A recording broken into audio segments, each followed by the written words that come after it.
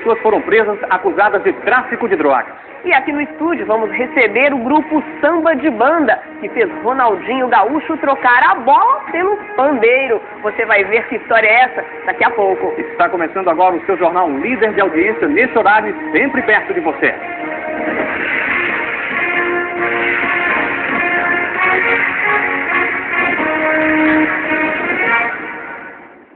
Você já foi acusado de coisa que não fez? Agora imagine o que é você ter que pagar por um crime que não cometeu. E isso acontece mais do que a gente imagina. É o que um motorista de Salvador diz que está passando. Ele chegou a ficar preso sob a acusação de estar com um carro roubado e agora está com a ficha suja na polícia, mas garante que é inocente. Acompanhe o caso na reportagem de Ricardo Ismael. Eu estou me sentindo humilhado perante a sociedade. Palavras de um motorista que se sente injustiçado.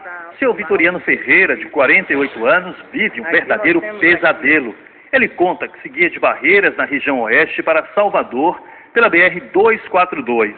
Poucos quilômetros depois, o pneu do carro furou. Uma viatura da Polícia Rodoviária Federal se aproximou e o patrulheiro começou a revistar o veículo. Depois de checar a numeração do motor, o policial acusou o vitoriano de estar rodando com um carro roubado e conduziu o motorista até o posto da Polícia Rodoviária Federal.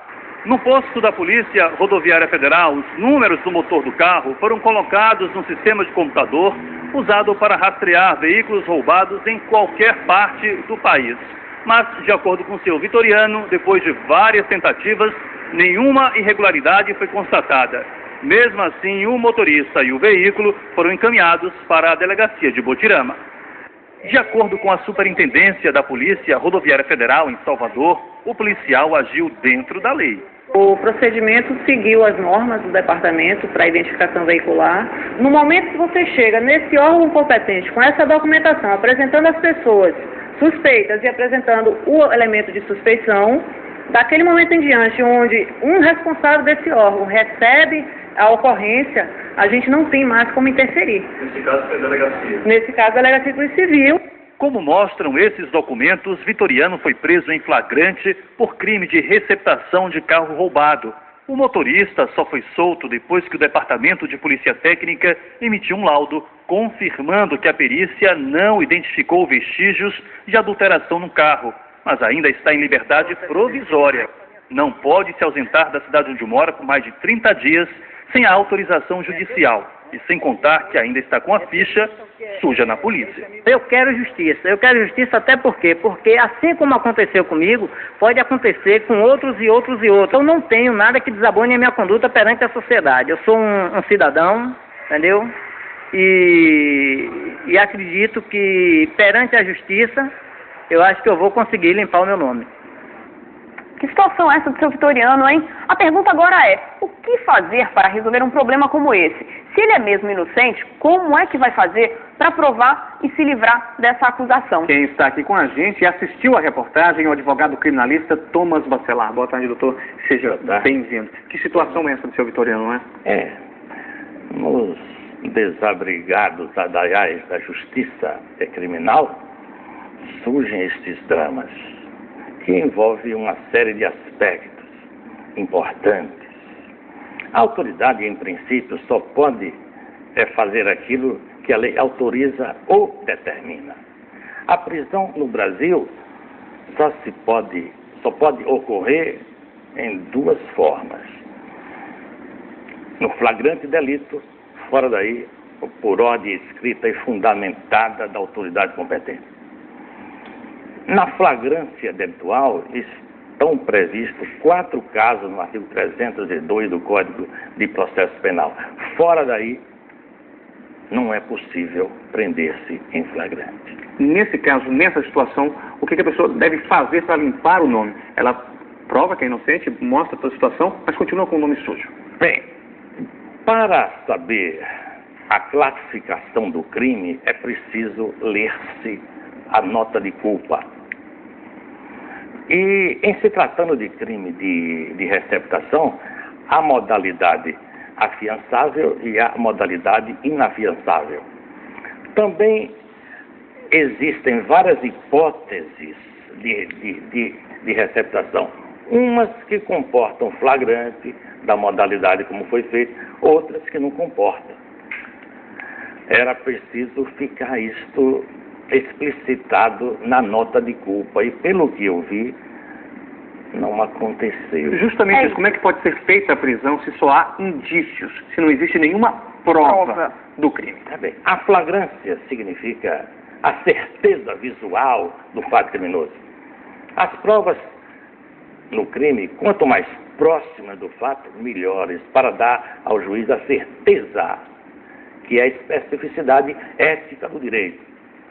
Bom, se não há prova, a prisão, em princípio, é ilegal. Agora, só se pode dizer com segurança com a leitura do processo. Como é que a pessoa vai agir? Certo é que, se comprovado que o fato não tem fisionomia criminal, tem-se duas providências a ele. O habeas corpus, previsto na Constituição e no Código de Processo Penal, por falta de justa causa, o fato não constitui infração penal, creio até que esta é a hipótese, e no juízo cível uma indenização, que é também cercada de problemas, porque quase tudo na justiça criminal está sujeito ao duelo lógico do sim e do não.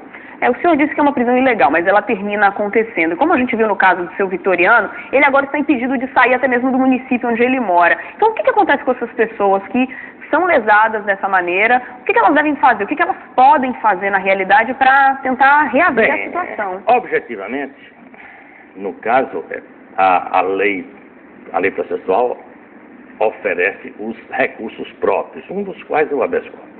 O mais curto. Mas ele pode processar alguém, doutor? Bom, quem seria esse alguém? A polícia? Bem, no caso, só se houver abuso de autoridade. Nós temos no Brasil, desde 1965, uma lei que define os crimes de abuso de autoridade. Se houver um daqueles casos previstos lá, pode sim processar. E não necessita nem de consentimento dele. Tá certo, doutor Thomas, muito obrigado por ter ajudado a gente no Bahia Meio Dia de hoje. Nem todos temos de ajustar a conduta às exigências da lei. Muito obrigado. Uma boa tarde para o senhor e 13 pessoas. Muito bem. Olha, eu gosto muito da área penal, da área de direito. E eu queria ter tido mais um pouco de vergonha na cara e ter estudado mais um pouquinho e fazer o que eu queria fazer, que era direito. Agora, eu queria ter a felicidade de ter como professor Dr. Thomas Bacelar. Que entrevista, que informação precisa, o homem fala com segurança, o homem sabe o que está dizendo. É assim que deve ser um advogado, a postura de um homem que tem conhecimento da lei para estar informando uma pessoa comum, como eu, como o cidadão que foi vítima. Isso sim é um profissional. É de professores assim que as nossas faculdades de direito precisam. Eu fico muito satisfeito em saber que na justiça ainda tem pessoas bem esclarecidas como o Dr. Thomas Bacelar. Gostei muito dessa entrevista, mas para mim foi de grande importância essa entrevista com esse advogado. Um advogado claro, um advogado que se diz com muita clareza. Gostei, coloca as palavras no lugar, explica direitinho. Um professor desse, eu acho que fica difícil um aluno, um futuro advogado, um aluno de advocacia na área de direito, não trilhar um caminho livre na área civil, porque com um advogado desse, qualquer pessoa vai saber colocar tudo na ordem. Muito bem, gostei. Um abraço e até a próxima.